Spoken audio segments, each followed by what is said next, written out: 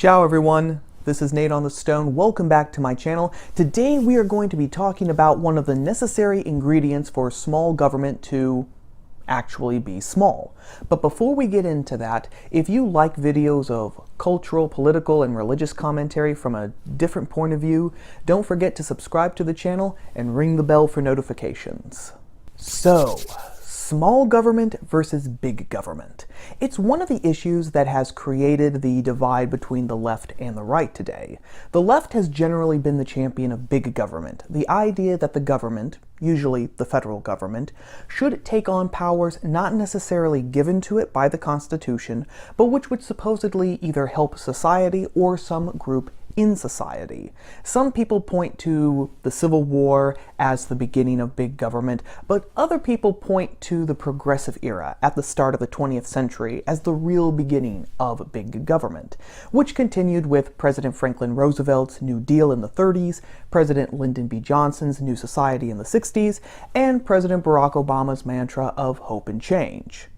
The right, on the other hand, has usually been the opponent of big government, not because the whole movement was in the pocket of evil industrialists or that they wanted some group in society to die off, but because they realized that big government would find it easier, more tempting, and more able to erode freedoms that were supposed to be held by the individual. In fact, several right-leaning presidents, as we might call them, such as Calvin Coolidge and Ronald Reagan, have been remembered primarily for trying to cut back the power of the federal government and give that power back either to the states, local communities, or to the individual himself.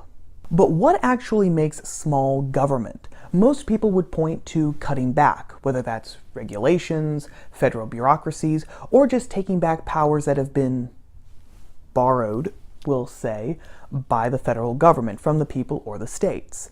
But another necessary component is keeping the government from changing or taking control of definitions. Now, what do I mean by that? Well, let's just take an example from random here. I left my magic 8-ball in Los Angeles, sorry. And we'll take that and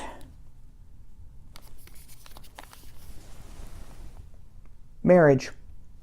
Okay, the fates have spoken, let's dive right in. This particular topic was actually refreshed in my mind last week when I watched the latest episode of Jesse Lee Peterson's Fallen State right here on YouTube, where he had a self-described bleeding heart liberal named Quincy and Lauren Chen, roaming millennial herself, in the studio. And during the conversation, a point was made that made me prick up my ears. You should legislate people's personal choices, whether it be marriage and or their gender preference, by the state. Well, I actually don't think the government based in religious ideology. I actually don't think the government should be involved in marriage at all. I actually don't think it's the role of the government to recognize social contracts in that way. Yeah. America, take note. Like, this is what it looks like to be a sensible conservative. Like, she's not. Do you feel like something is wrong now with what you're saying? Now that he said that he agrees with you. Why is that not the objective? Is to get to a place of agreement, or is it just about always arguing? Do you feel like you may what be is wrong? I don't think I would be wrong specifically because someone else is agreeing with me, but as someone who is a small government conservative, I don't think anything I've said is against the principles of small government. And that point is not particular to Lauren either. A lot of people in her and mine age range, the millennial generation, I know I don't look like one, but trust me, I am, have the same line of logic. By putting marriage back into the hands of individuals, the government basically surrendered some of its power. But this, ironically, is actually backwards. By redefining what the institution is, the government actually took on more power than it had before. Now, just to be clear, this video is not going to be about the nature of marriage or whether it even has a nature, whether changing the definition of it was good or bad or neutral, etc. Those are other topics for other videos and other times. What I want to talk about today is how redefining marriage, the federal government didn't give up power, it actually gave itself more power. Instead of making itself smaller, it made itself bigger. Let's take one example. polyamory, which is basically a three-way relationship. I'm not going to get into a lot of details because apparently there are huge differences between polyamory, polygamy, swinging, etc. So enjoy this graph instead. You're welcome. While it hasn't gotten a lot of attention, there is a movement to legalize polyamorous relationships as marriages on the same basis that gay relationships were also legalized into marriages. For example, there is a movement to actually add polyamory as another sexual orientation and to add polyamory to the LGBT moniker. And some people in that demographic are protesting it, but honestly, when the moniker has grown to LGBTQQIP2SAA, what's one more P amongst friends? In case you're wondering, the P that's already in there stands for pansexual.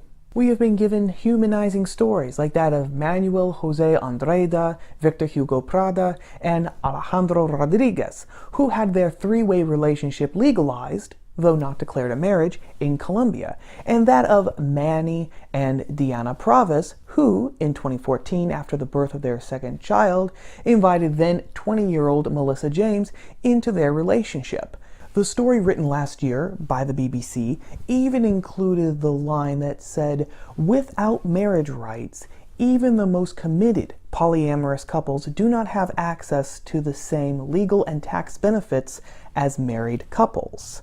The story also included a line from Hadar Aviram, a professor of law at the University of California, who said that perhaps in the 1970s, same-sex marriage was as unthinkable as group marriage is today.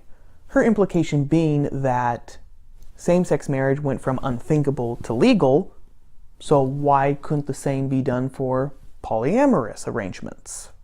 A report written in 2016 by the Canadian Research Institute for the Law and Family revealed that acceptance for polyamory was actually increasing, and that people in those arrangements felt that laws against polyamory were hurting them and their relationships.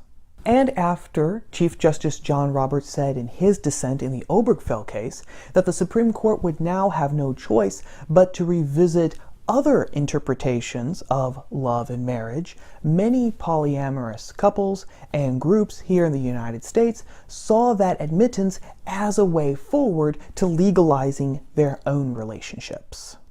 Before 2015 and the Supreme Court's Obergefell decision, proponents could argue that marriage should be X or it should be Y, basically anything other than the recognition that it was the coming together of a man and a woman. But after Obergefell, the proponents of polyamory, as well as the proponents for incest, pedophilia, etc., realized that they had a shot. If the Supreme Court had been able to change the definition of marriage for one group of people, then it could do the same thing for another group of people. And that's where the government increased its power. Before, whether you agreed with the definition of marriage or not, whether you thought it was right or not, it did have a very specific meaning. But now, that meaning isn't set in stone anymore, and it's the government that holds the key to changing that definition because it's the one that changed it in the first place. Government didn't get out of the marriage business. Instead, it appointed itself the arbiter of what is and what isn't a marriage, which is a whole new level of power, especially since marriage and families are the building blocks that make up societies. And this isn't just true for marriage, this is true for a whole host of issues. Look at the issue of abortion and human life. The government decided that personhood didn't apply to people who weren't born yet, and so they disenfranchised an entire class of people of the most vital right of all, the right to life.